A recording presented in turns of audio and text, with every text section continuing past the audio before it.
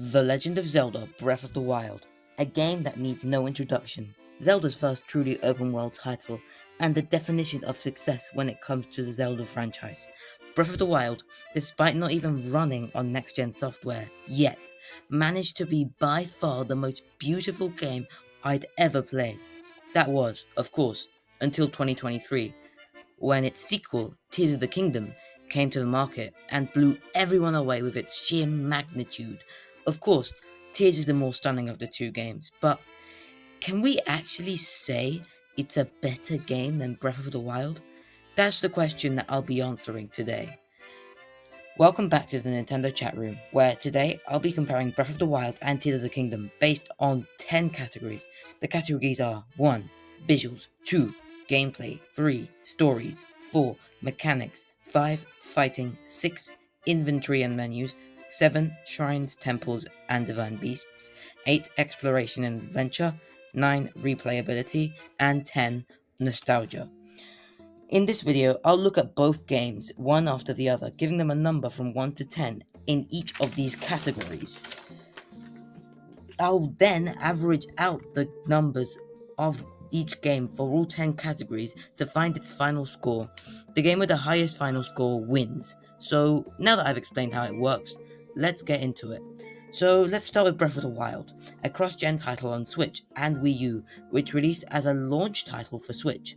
As of December 2024, it had sold 34.82 million copies, making it the best-selling Zelda game of all time, and the fourth best-selling game on the Switch itself. Of those 34.32 million sales, over 32 million of them were on Switch, which is expected as the Wii U didn't sell well and the game was heavily advertised as a launch title for Switch in particular. Before I can talk about Breath of the Wild, I have to express just how massive this game was. I mean, it sold more than Super Mario Odyssey, the highest grossing 3D Mario of all time. So, with all that in mind, let's dive into the categories, starting with visuals. Breath of the Wild is a beautiful game that is able to look so good on a console with a chip from 2015. Its whole existence makes Scarlet and Violet seem like a joke. Breath of the Wild even runs okay on the Wii U, which is honestly impressive, but while it does look pretty, it's not exactly spectacular when you consider the Sky Islands in Tears of the Kingdom, so I'm giving it a score of 8.3 in this category. As for gameplay, I think we can all agree that Tears of the Kingdom made Breath of the Wild seem like a tech demo in this regard. But that doesn't mean Breath of the Wild's gameplay isn't good, it's great. The issue for me is the motion controls, they just suck in this game. So I'm giving it a score of 7.5 when it comes to gameplay. But one element in which Breath is a superior game to Tears in every way is in its story. The Breath of the Wild story is dynamic, progressive, and you really have to do a lot more than Tears of the Kingdom to discover the story. It feels like much more an achievement, so I'm giving this story a 9.5. Now, as for the mechanics, Breath of the Wild mechanics are good, they're just not as good as in Tears. I feel like a lot of the Tears abilities are direct evolutions of Breath of the Wild anyway, especially Recall, so I'm giving Breath of the Wild a 7 for this category. Now, I don't really have to say much about fighting.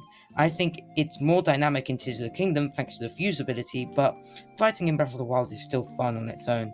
It's annoying how your weapons break so easily, but I guess that's also a problem in Tears of the Kingdom, so I can't judge it for that. So another 7 it is.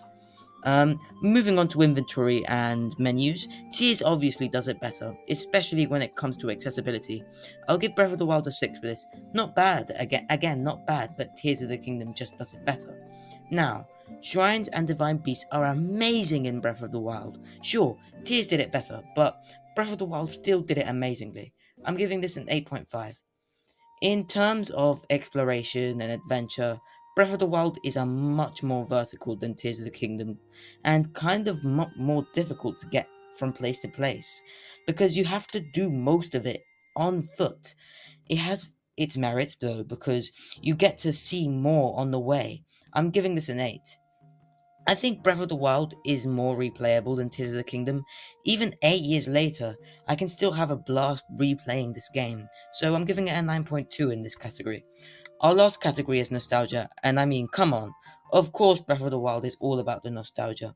Like, the whole reason why people still play Breath of the Wild is nostalgia. So it's a 9.5 from me. That gives Breath of the Wild an average of 8.05, which is good. But can its successor do any better?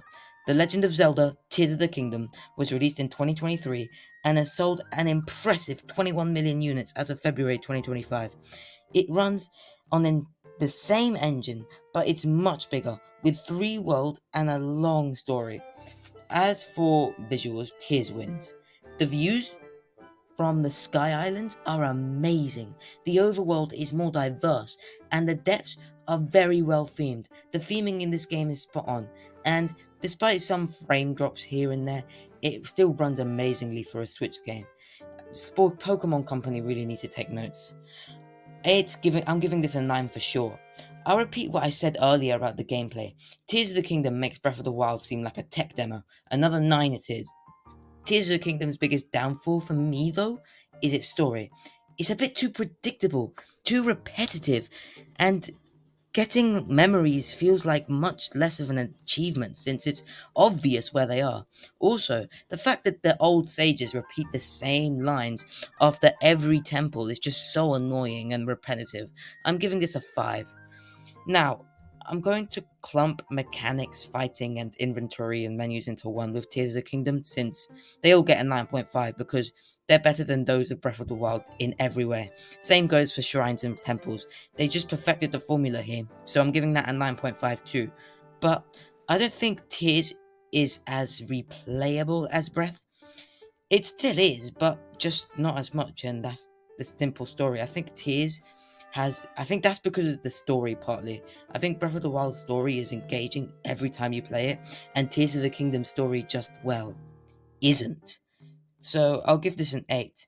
I'll also go ahead and give Nostalgia a 6 because it's kind of hard to judge it on nostalgia since it's still very recent. I'm sure it will be nostalgic in the future, just like Galaxy 2 is now, but Tears actually, um, we can't really judge it on that because it's very recent, and we can't really judge it based on nostalgia because it was 2 years ago. Um, so Tears gets 8.3 as an average, only ever so slightly higher than Breath. But what do you guys think? Comment it down below.